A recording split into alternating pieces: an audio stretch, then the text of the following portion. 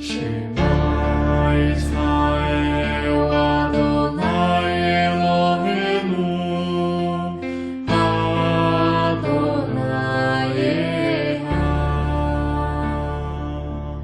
Shema Israel Adonai Eloheinu Adonai Echad. Já está no ar o programa Nossa Terra. Shalom. Shalom. Quando a gente pronuncia essa palavra Shalom, né? A palavra Shalom no hebraico significa paz, né? Quando é no dia do sábado, a partir da sexta-feira, 6 horas da tarde em diante, a gente já fala para as pessoas, né? É Shabbat e Shalom, que significa um sábado de paz, né, Ruth? Olha, eu sabia que um dos nomes do Criador é sábado, que no hebraico é Shabbat. Então, a palavra Shabbat, ela significa paz com descanso. Não é só paz. Porque quando nós escrevemos paz aqui no Brasil, da língua portuguesa, paz significa somente aquilo. Mas a paz no hebraico é escrito Shalom, porque é paz com descanso, que simboliza o descanso do Altíssimo, né? Só que o pessoal acha que Shabbat significa descansar, né? Mas não é descansar. Não é descansar. Não É descansar. cessar, parar de trabalhar. Por exemplo, assim, quando o Eterno, a Bíblia original em hebraico diz que o Eterno trabalhou 6 dias e no 7º ele cessou. Lá em Israel não se fala que o Eterno trabalhou 6 dias e no 7º ele descansou, porque Deus não descansa. Né? Deus não descansa. Então, no 7º dia, ele cessou ou parou. Falar parou ou cessou. Já quando nós falamos Shabbat Shalom, nós estamos dedicando para aquela pessoa um sábado de paz. Um sábado, né? De paz, com tranquilidade. Porque ali nós estamos fazendo o quê? A ordenança do Eterno que diz que devemos guardar os seus mandamentos, né? Mas, Ruth, o programa Nossa Terra, hoje nós estamos com a Paraxá de Hukat, né? Hukat, que é a porção de número 39, a porção semanal, que fala de quê? Dessa vaca, a vaca vermelha. A vaca vermelha. A vaca vermelha. Ruth, o pecado não é assim. Recebe uma oração aqui, teus pecados são perdoados, acabou. Não é assim, não. É consequência, né? Não, o Eterno fala de consequência do pecado. E há gerações e gerações para pagar os pecados daquela geração anterior. E tem pessoas que dizem assim, não, mas eu não peguei, não foi eu que fiz o bezerro, né? Eu não fiz bezerro de ouro, não sei nem fazer um bezerro. Mas a idolatria que foi instaurada dentro de Israel naquela época de Moshe, aquele pecado ele só é exterminado da humanidade com o sacrifício da vaca vermelha, né? Que nós vamos estudar na Paraxá de hoje. Essa Paraxá que nós vamos falar hoje, aqui no programa Nossa Terra, a partir de hoje, né? É uma Paraxá da semana passada, que nós já estudamos. Sábado. Sábado passado nós estudamos ela completa, mas ela é uma Paraxá da semana passada. Porque a anterior, essa Paraxá de Hukat, foi a Paraxá de quê? De Corá. De Corá, né? Que falou da situação de Corá, do traidor, daquele que ajuntou mais 2 peças igual a ele e dividiram o ministério de Moisés, assim, dividindo, conseguindo tirar de dentro do seio do tabernáculo do Eterno, do Beit Hamidash, né? Tirar 250 levitas, já pensou que é isso? 250 levitas. Diz assim, que a pessoa tem que vigiar, para não ser enganada, né? Porque quem olha 250 ou até mais dentro do templo consagrado e foi enganado por um. Mas o rebelde, ele pensa que ele não vai morrer nas mãos de Deus, vai. Esses 250 que acompanharam Datan, Corá e Abirã, o Eterno matou todos eles, com família e todos os seus bens. A terra abriu e foi destruído todos os seus bens. Não há uma cinza desses rebeldes, de nada dele, né? porque foi a primeira rebelião registrada dentro da Bíblia.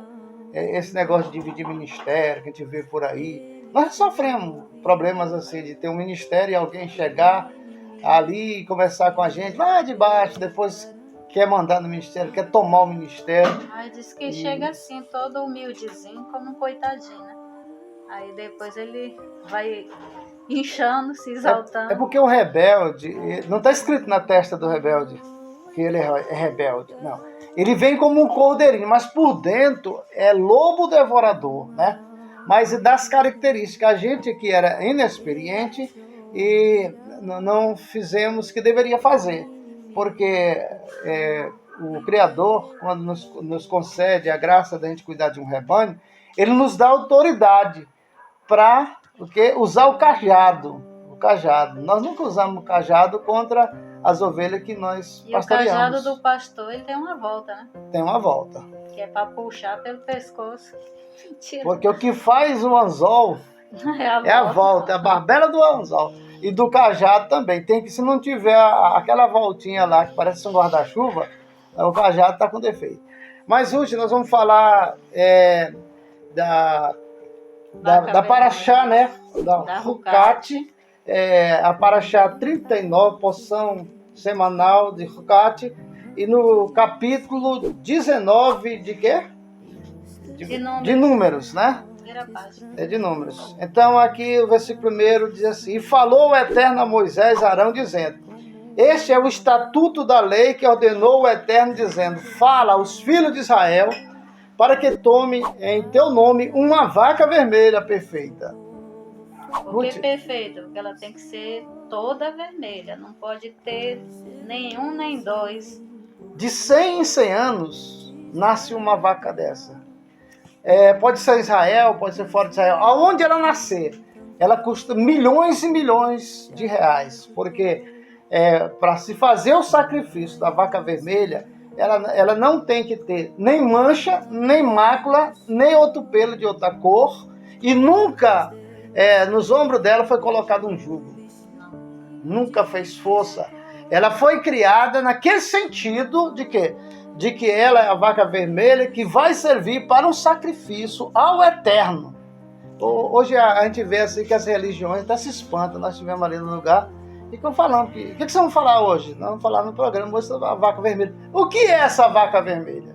Porque as pessoas pensam que sabem tudo, né? Não sabem. Não sabe. Se a pessoa não tiver conhecimento do que esse ritual da vaca vermelha, o que é o pecado, por que o próprio Eterno diz: Eu amaldiçoarei a primeira, a terceira e a quarta geração daquele que me aborrece. Quer dizer, aquele que peca contra mim, eu vou amaldiçoar a primeira, a segunda, a terceira geração dele. A gente não vai falar profundamente o que é isso, porque em outros programas acho que a gente já dá para falar, porque muita gente não está preparada para ouvir o que está escrito. E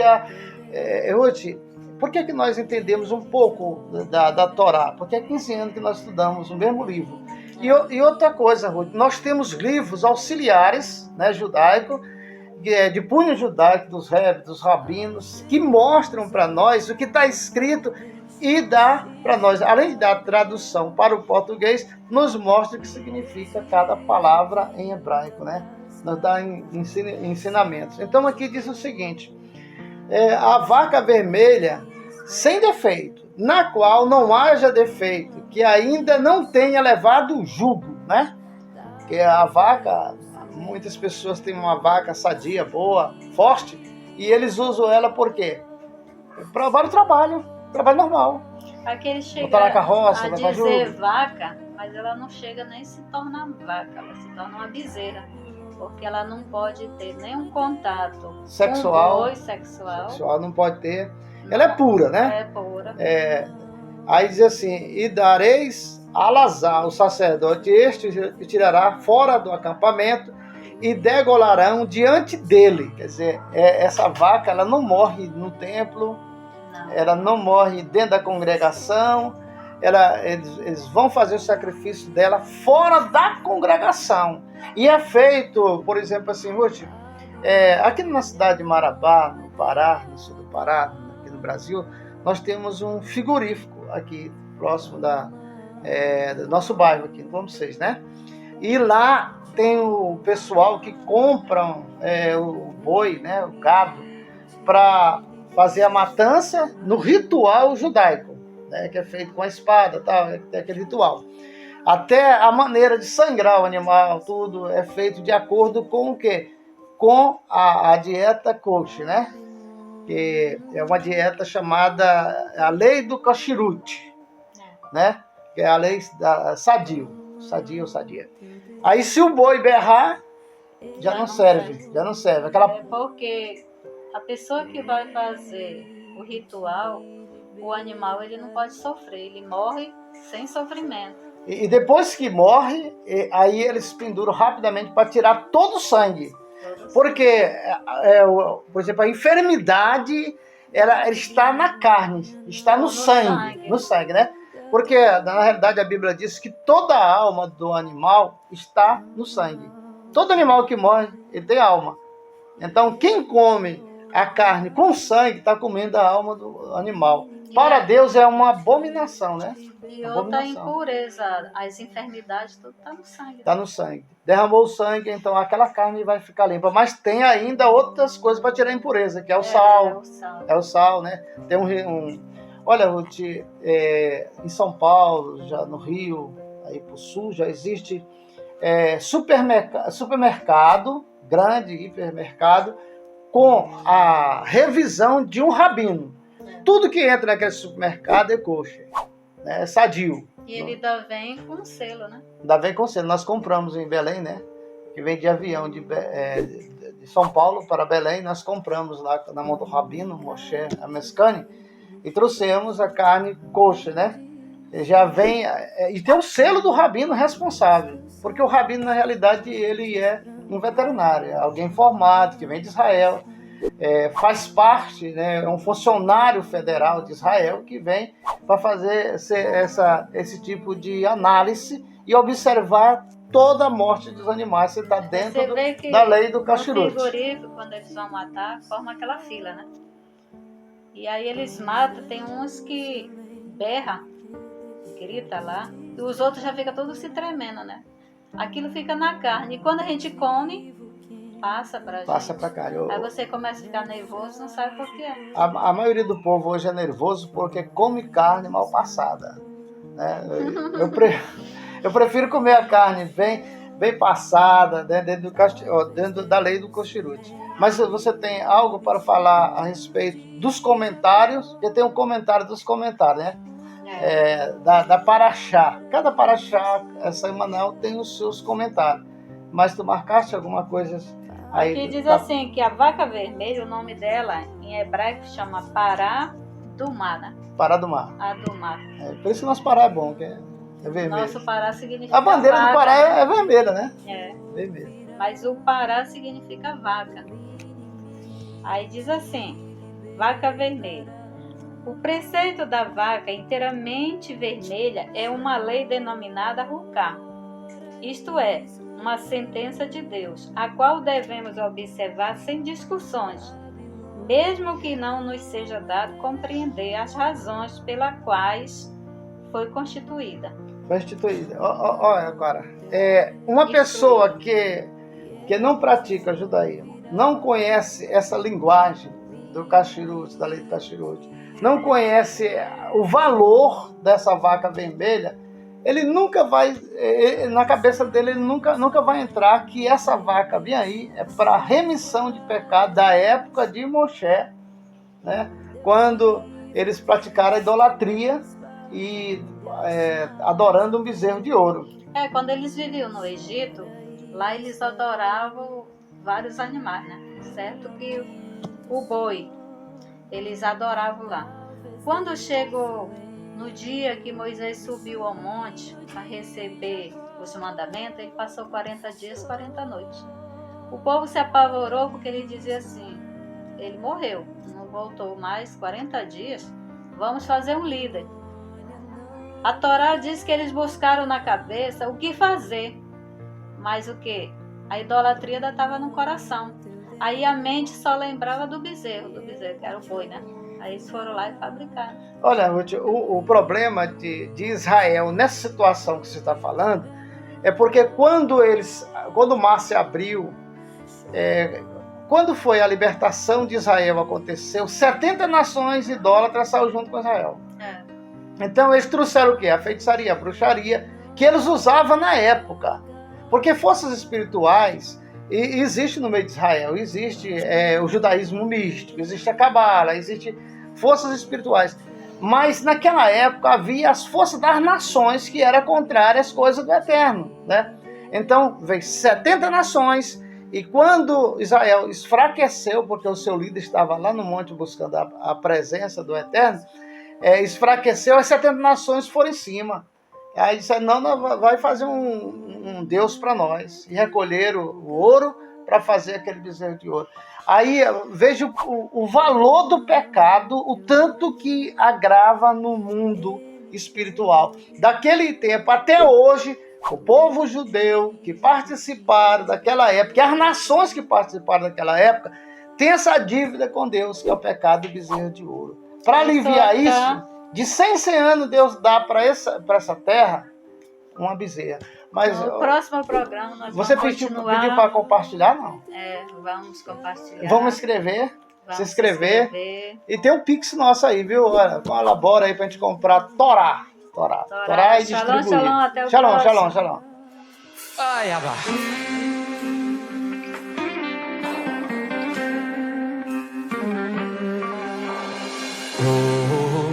שומר עלינו,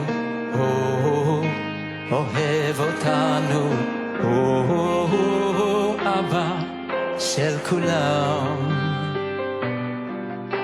במלחמות שומר עלינו, בנסתרות גם שם איתנו, אבא שלי הוא מלך העולם.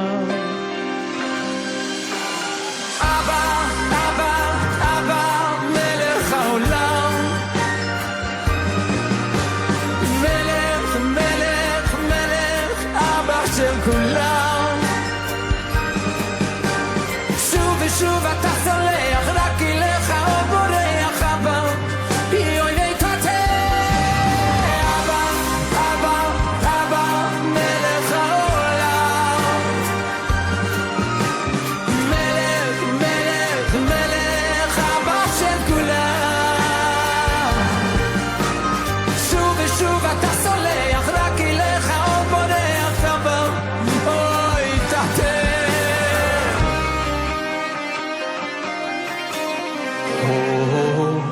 שומר עלינו, אוהב אותנו, אבא של כולם. במלחמות שומר עלינו, בנסתרות גם שם איתנו, אבא שלי הוא מלך העולם.